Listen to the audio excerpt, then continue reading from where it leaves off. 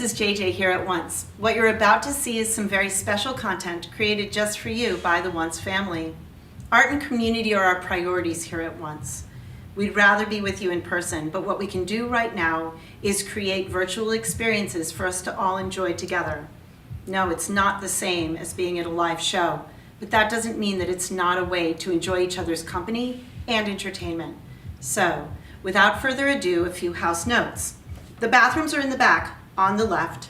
No flash photography, please. And as always, no crowd surfing. Enjoy the show.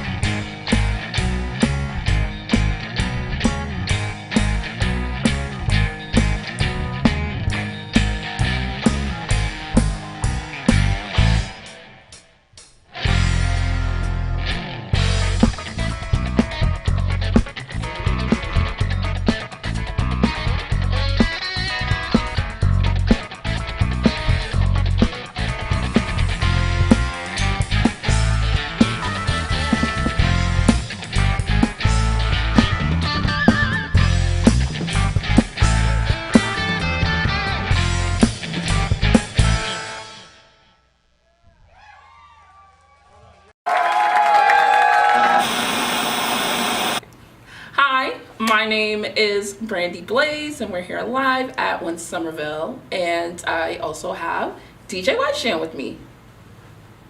Hi! We just got finished performing in this amazing venue. And we just want to take time to thank One Somerville, but also speak about how important art venues are to our art and to us as artists. This is how we reach our fans. This is how we build our fan bases, by getting to perform in these venues. COVID has taken an unprecedented hit on our industry here in Boston, and it's really important that we help to save our stages, save our venues. Please donate what you can.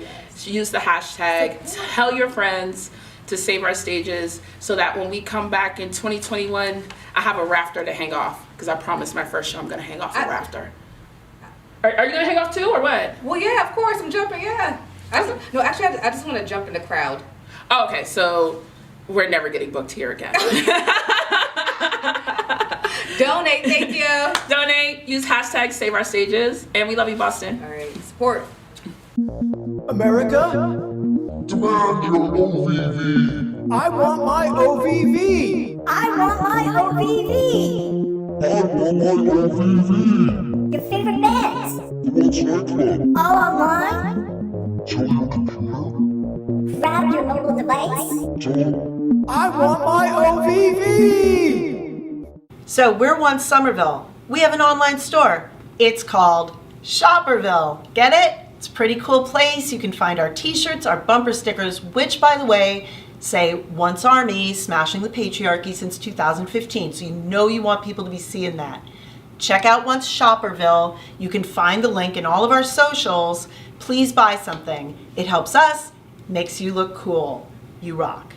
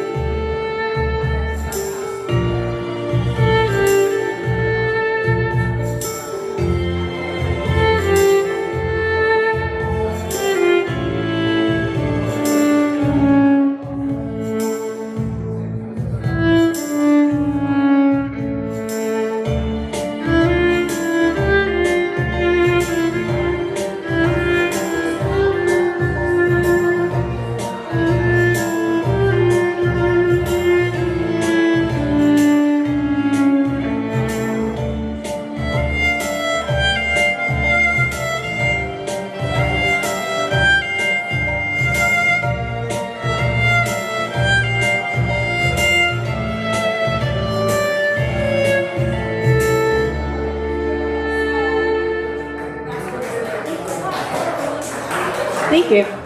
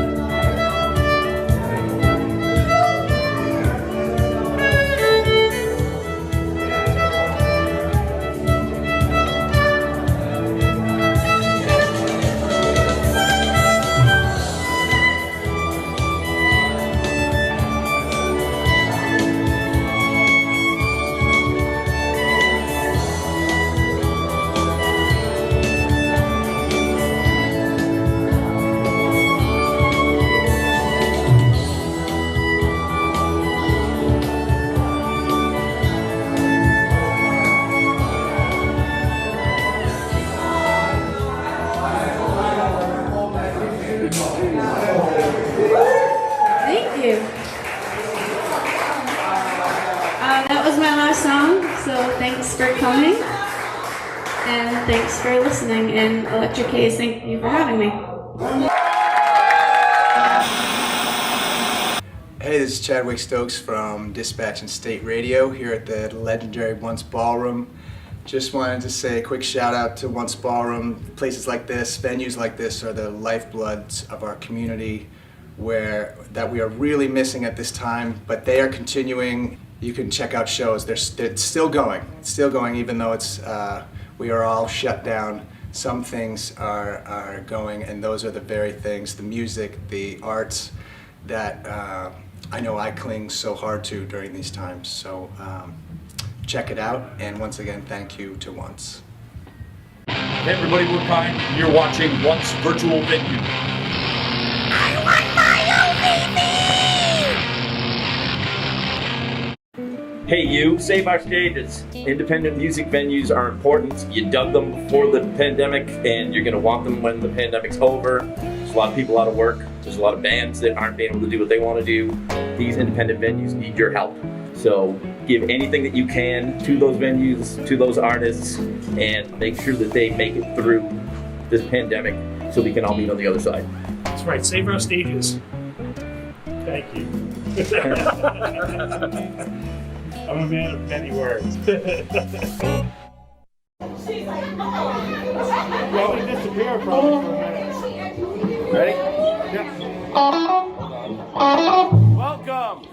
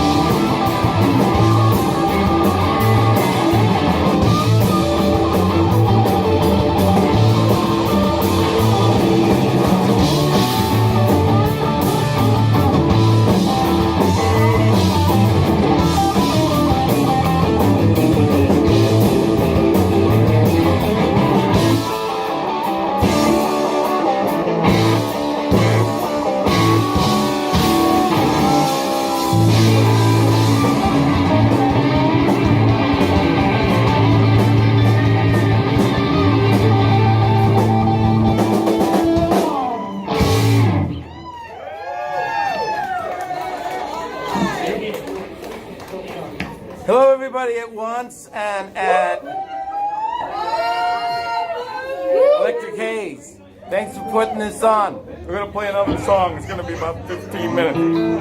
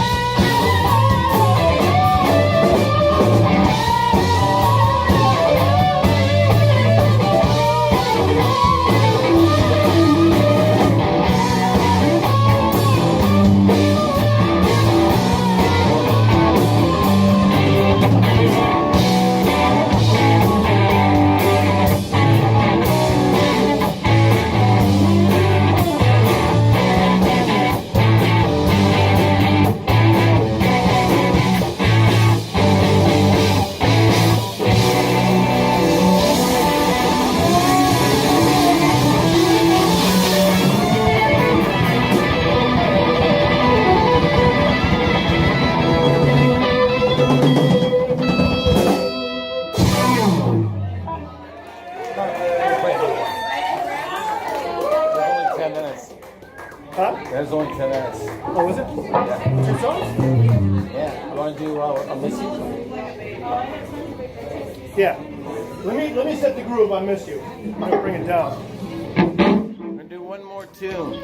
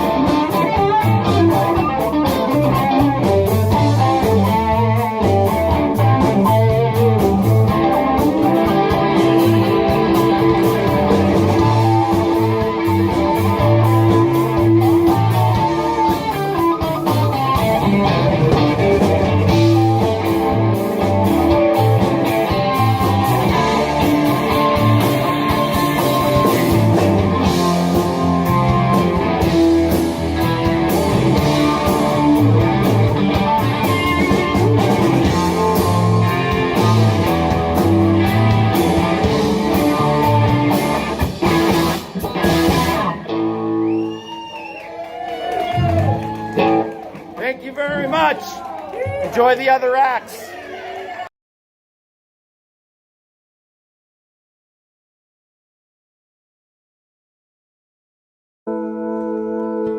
Once Somerville started unexpectedly. In 2014, my locavore catering company, Cuisine en Locale, rented an old event space with a kitchen. It was early in winter. We discovered by accident that our ballroom and lounge both have great sound, and we started booking pop-up performances. One Night Creative Events, aka Once.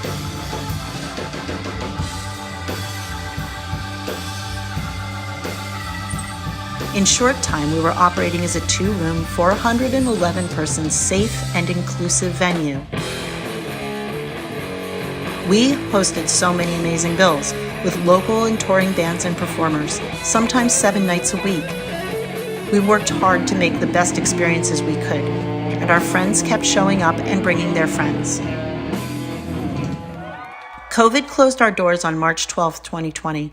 Once Somerville, the physical space we all love, went dark. In May, we started a once virtual venue, streaming performances to stay close to our community until we could be open again. We've hosted premieres, listening parties, dance nights, interviews, and variety shows. We're down, but damn it, we are not out. We're going to do whatever we can to continue to produce shows through our once virtual venue, the OVV. With your patronage, we can continue to produce our special programming with the goal of paying artists and staff and helping us all to bridge this transition together. We would love any support you can offer. A like and a share of our OVV YouTube channel. Buying something from Shopperville, our virtual merch booth. Make a gift through Venmo or PayPal, or best of all, subscribe to one of our Patreon membership levels.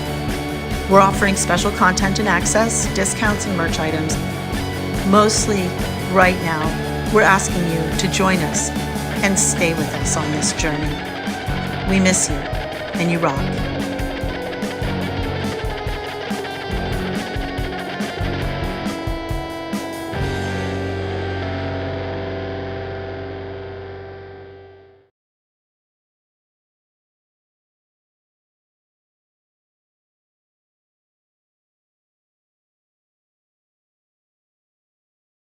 Thank you, everybody, for being here. It's lovely to see you all. It's exciting to have you with us tonight.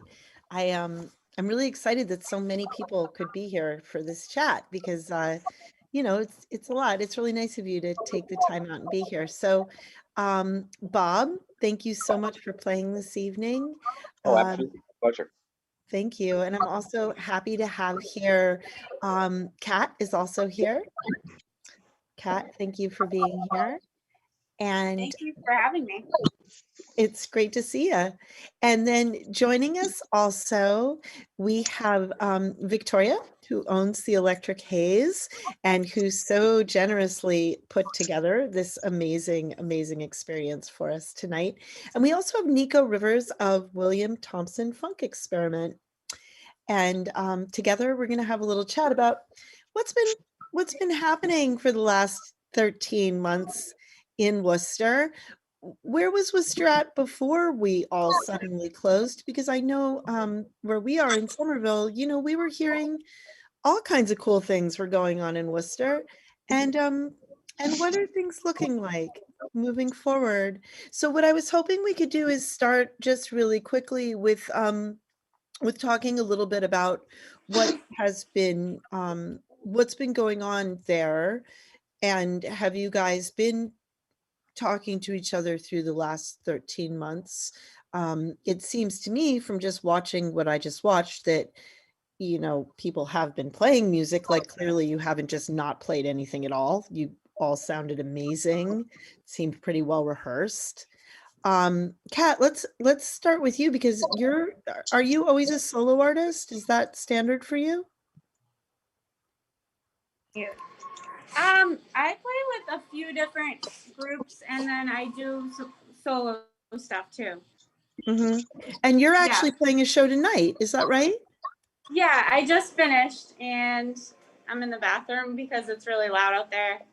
And I was gonna go in my car, but it's like really dark, so I didn't think you'd be able to see me. And cold. It's cold. It's still not summer yet. Well, So while you were stuck away from people, did you do any playing online at all? I've done a couple live streams with friends and solo, but not a ton. I play with Ashley Jordan. I don't know if you've heard of her. She's a local singer-songwriter, country artist. Really, really good. If you look her up on Facebook, Ashley Jordan. So we've done a few live streams together as a full band, or just like the two of us together. I also I've done a few, trying to think. I play with Jesse Garcia, and our band is Belit. So we've done a few live streams. Cara Brindisi, have you heard of her? She's from Worcester, singer-songwriter. She's hosted a few like really cool live stream concerts, so I've been part of those. So I kind I'm of just thinking, I'm so glad this is recorded so I can go back and check out all these people that you're talking about. Yeah. Yeah. So it's been good. So I play with a few different people and then by myself.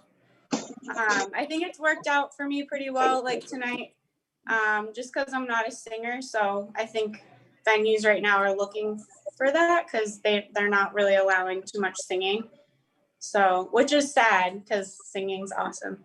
I wish I was a singer, but I'm not. So I'm hoping that there can be some work done around singing masks. There are masks that you can sing in, and at the OVV we've done a lot of live streaming recording, and we've actually found it doesn't have the same look, and I understand that, but once you put a microphone right in front of somebody, it's basically just a pop guard, right? Like people put things between their faces and their microphones all the time. That's not unusual. So, my hope is that we can maybe get the state to allow singing with masks on, because then we can get some singing back on stage. Yeah, totally. But I was thinking about that is, solo artists do have a little more of an opportunity at this time, because it is, it has been hard to play together. But then Victoria, I'm going to turn the spotlight over now in this direction over to Victoria to talk a little bit about what your agenda has been, what your thought process has been about booking in a situation where people can't be singing.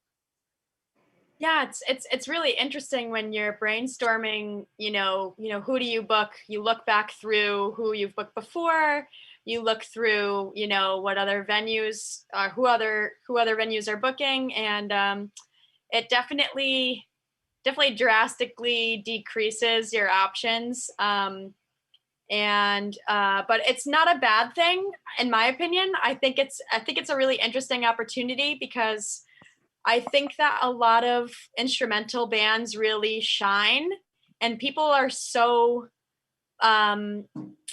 socially drawn to the singing.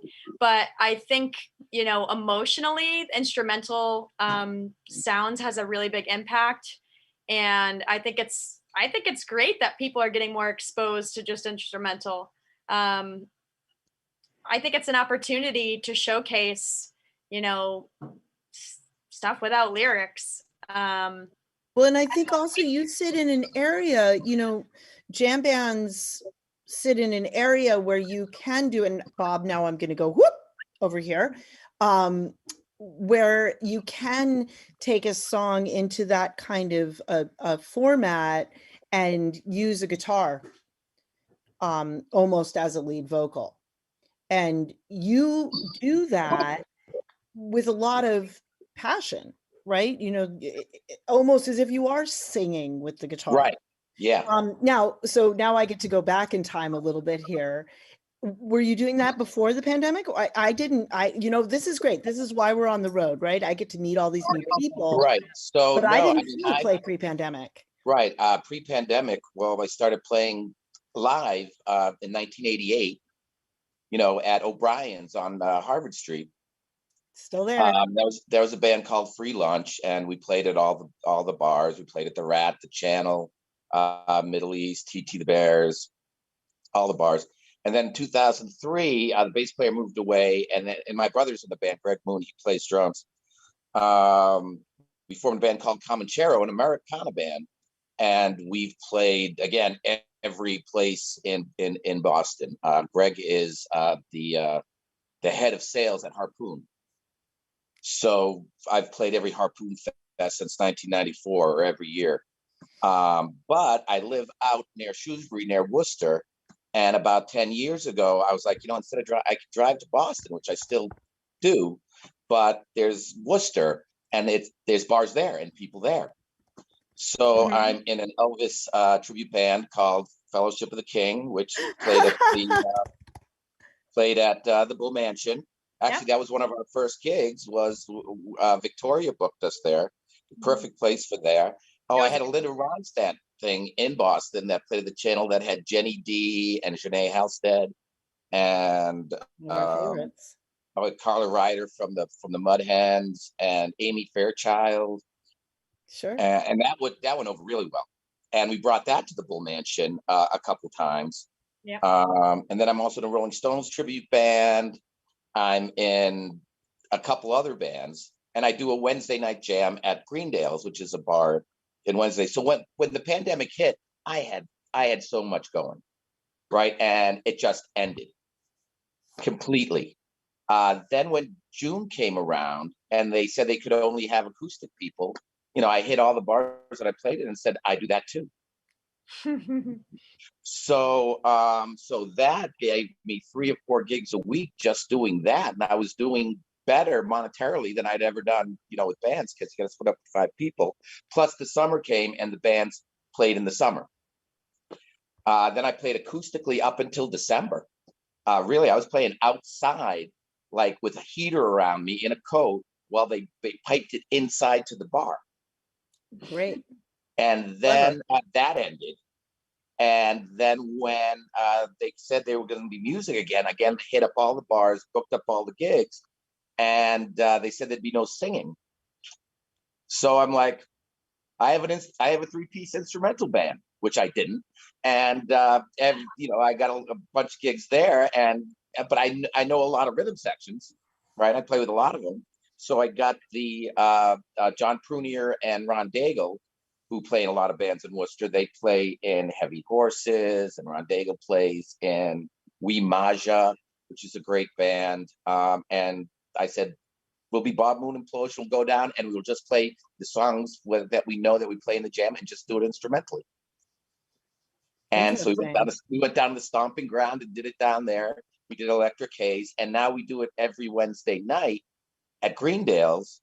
And we've been asking other guitar players to come in and play with us. So last Wednesday we had Brett Brumby, who's in a band called She's Busy and the Brumbletones, and he's been around forever, play with us. So we got him on the tape, and that's it in a nutshell. You're so flexible.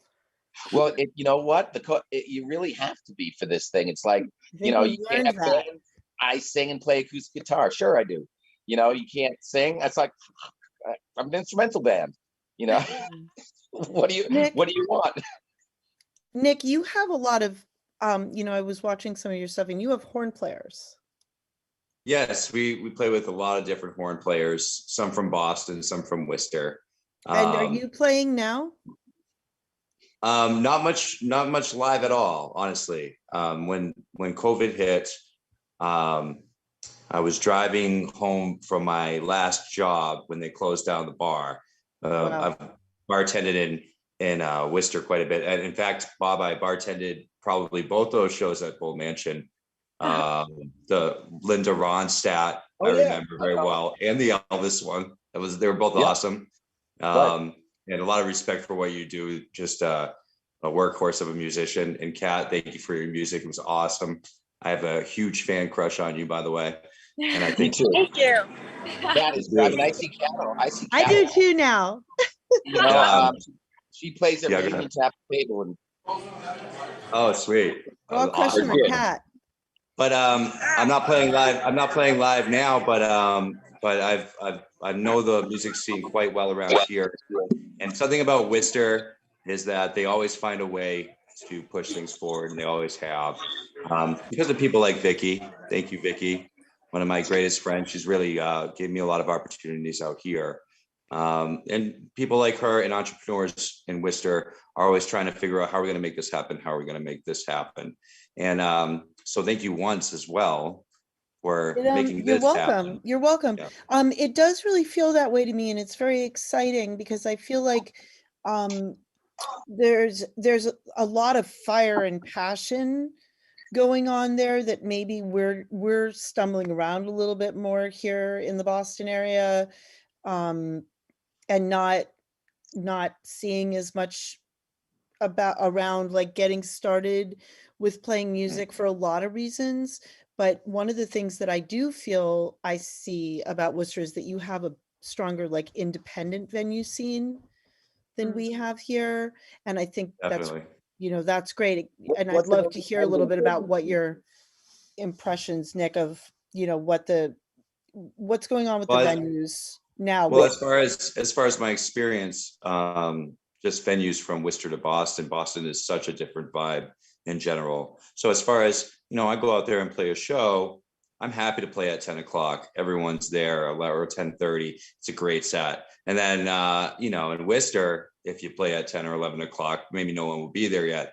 It's just, there's a kind of a different vibe in general. And those are, you want to play early in Boston, you want to play late in Worcester. There, it's you can walk from place to place and see two different bands and go home in Boston. It's a little harder to do that in Worcester. There are some strips with, so just the feel in general of the cities are a bit different. And Worcester is still, I think, a little younger and it's growing. So you get a lot of people coming in here just trying to make things happen, trying to find opportunities. Whereas Boston, you're kind of, I feel like, have to be very, very competitive. At least that's my experience. And I'm not from Boston, I'm from Worcester, or just north of Worcester. Actually, I just bought a house in Worcester, so I'm from Worcester now. But yeah, so the venues out here, I think there's a lot of buzz, a lot of promoters trying to make things happen. They're asking questions to fans and to other musicians. Hey, what do you think if we do a show? What does everyone think? And that, people are throwing things out there online. And I've been just trying to put out the feelers very quickly and very fiercely.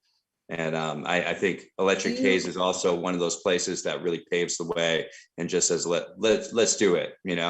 Eric and Vicky are awesome at that and just trying to make something happen. They have all my respect. So I feel like if more places that do that, even in Boston, I would say, as long as the city's going to let you give it a try, do it safely, so that people can feel safe when they go out. I went to my first show since the pandemic 2 weeks ago at Electric Haze, and it was a funky house show where they had disc jockeys, a few different disc jockeys come in. It was I'm not a huge EDM kind of guy, but it was one of the coolest things.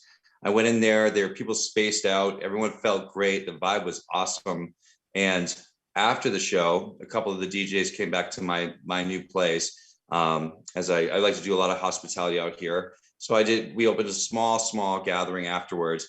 And one of the headliner DJ walked in, sat down and was crying. And I was just like, I felt tears of relief. And a big bit of stress came off my shoulders to see that. And I was like, yes, because he didn't expect much of a turnout at all. The place was packed to as much as we could pack it, but we couldn't pack it very much, because of the guidelines we have out here. But he was just so happy. It was so refreshing to see that. And that was a real spark for me saying, wow, we can really make something happen and do it safely and give these musicians opportunities, give these DJs opportunities and a platform to keep moving on. And, as well as that, the whole show was live streamed as well. So we could touch other people as well. So people that aren't feeling safe to come out can still do that. And I think I'm for that all the way. I love what Once is doing. You guys need to keep doing it. Even if you're reopening some stages, keep doing it. I think that's wonderful for people that can't go out. So. Well, that actually segues nicely, Kat. I was going to ask you, as somebody who really can perform on your own, like in a different way from these guys who also can very much perform on their own, but you really do have this ability to turn on the backing track and play. Do you see yourself continuing to do virtual shows, or do you feel that it's easier for you to sort of move very quickly back without singing, without necessarily needing a band? Do you think that you have an advantage in getting back into the live arena? I guess I've lately had a lot of people asking me to come out and play. But I'm not like opposed to doing live streams. They make me nervous. I don't know why, doing live streams, because I can't see anybody. I think that's not unusual. I get like really nervous on live streams, but I would do one. I don't know. I don't do them very often, I guess. Mm-hmm. Yeah. Yeah. But you are fine. You're getting a lot of demand, people asking you to come out and play. Yeah. I do. Like, I have a few bridal showers coming up, and I just do. I think I'm good at background music that people just want to socialize, and I don't know. I enjoy it, and I do a lot background music. I'm going into wedding season, so a lot of outdoor, backyard, small weddings. So Did you must have lost a lot of work last summer? Yeah. Yes and no. So I had a lot of clients cancel or postpone, and then I had a lot of. So then my calendar cleared out, and then I had a lot of people email me like, "Hey, in 2 weeks we decided to do like a small 10 people like COVID wedding. Are you available?" And I'm like, "Well, I wasn't last week, but my person just canceled, so now." So I kind of it kind of worked out. So that's awesome. Yeah. That's like that's the best story that I've heard.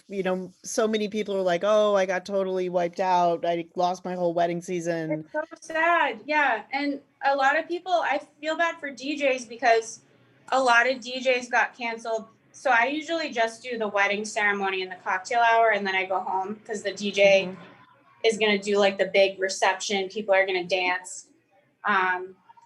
So then people just had to, cancel all of their guests. And like they no longer need a DJ like announcing like and now Mr. and Mrs. like, you know what I mean? Like who needs and it's just so sad. So I don't know. I feel bad. Yeah. For that. So it's been such a wild ride, right? For everybody. Yeah. So I actually am curious, Bob, the hardest working man in Worcester Rock. Do you also do weddings and things like that? I've done weddings. But that wasn't, you didn't take a hit on weddings. I made more money. I was playing by the time of the summer, I was playing 20 gigs a month at least. Oh my God. Good for you. Really, you took those lemons and you just squeezed them right up. Look, I don't want the COVID to go away. I want a little bit of COVID without the death. Just a little, but I want the fear. Just a little fear, no death, and no singing. Because I'm in a band, I sing, and I'm in a band with other singers, but I'll play guitar all night. I love it. What do you think, Nico? I'm a wedding DJ part-time, so I've definitely taken a hit. But it's hey, Bob's doing well, so I'm happy for you, Bob. Nico, are you seeing weddings coming back for this summer? Actually, I don't have any weddings booked until the end of the year personally. I know a lot of people in the industry are planning on weddings throughout the summer, but I'm taking the summer off. I just bought a house, so I have a lot of work to do in here. Good. And just working a regular 9 to 5 for now. Yeah, but maybe I'll take a leave from Bob. Maybe play some shows. Yeah. Absolutely. I hope so, and I hope you'll let us know so that we can tell everybody to come watch you. You're starting. Absolutely. You're starting a band, right, Nico? Am I what? Your new band practice, right? Oh yeah. Well, I'm always starting a new band, so I have a lot of people coming over now. It's people are starting to come out again, so I set up a jam space in my new home. Nice. I'm refinishing the attic. I'm starting a new music space. I'm always collabing with different musicians.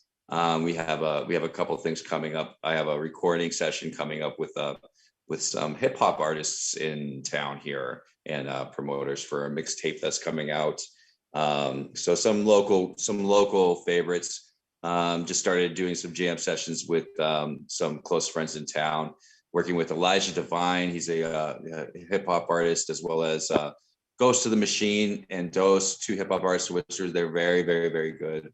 So I have a lot of exciting things coming up more for me, but I'm writing a lot of music on a personal note. So once I wrote so much music, and then I started playing shows. And then once I was playing shows, I kind of stopped writing as much music. But once COVID hit, I just kind of went back to the guitar and back to the drawing board, and I've probably pumped out, I don't know, 12 or 15 songs since then on my guitar. So that's the number one benefit for me, I think, as a musician, has been to be able to get back through some frustrations and then just get back to writing.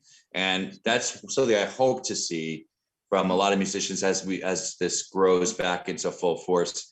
I would like to see some of these bands that have done so well come with a whole new set of material. I'm sure that won't be everyone, but that's what I would really like to see, because they've all had the opportunity to really write again. So But I hope so too. Oh, sorry, I got a question. Oh no, you're fine, Bob. Go ahead. But what are the songs going to be about that people wrote during COVID? You know, Netflix. I have no idea. I'm excited to hear that. Songs about Schitt's Creek. You know, it's like sitting at home, didn't shower for 3 days, stuff like that. Hey, you know, anything can Maybe be a so. great song in the right hands, right? So I'm just going to wrap this all up by saying, Vicki, thank you, because you brought this all together, and I'm so glad you did. I'm so excited to have gotten turned on to these new people, to have checked out these new acts, and I'm really inspired by you all, my Worcester representatives, because all 3 of you have just brought forward these really positive feelings about where you're at and what's going on and what you're looking forward to and how you feel about your scene. And it's really heartwarming. And so I just want to thank you. It's been such a pleasure to meet you all. And I hope that you'll continue to let us know what you're up to. We'll continue to tell the world what you're up to. You can join us next week. We're going to be in Brooklyn. The week after that, we'll be in Philadelphia, and then we'll be in Albuquerque. Awesome. Wow. Checking Awesome. out some. Thank you some so new much, music JJ. I across the appreciate you. country. Yes. Thanks, Thank you so JJ. much for having Absolute us. pleasure, This was friends. awesome. Thanks, everyone. Thanks Thank so you. much for joining us tonight. We'll see you real Bye-bye. soon. All right. Take Bye. care, guys. All right.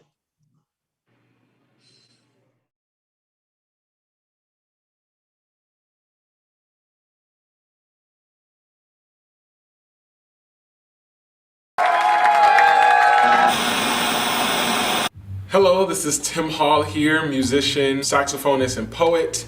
I'm here at Once and just need to say how important it is to support the local arts and local businesses.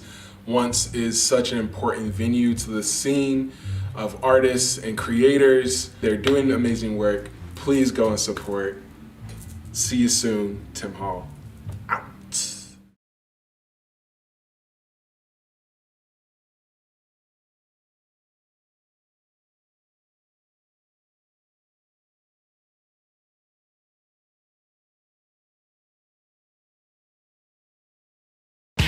Like, share, Subscribe.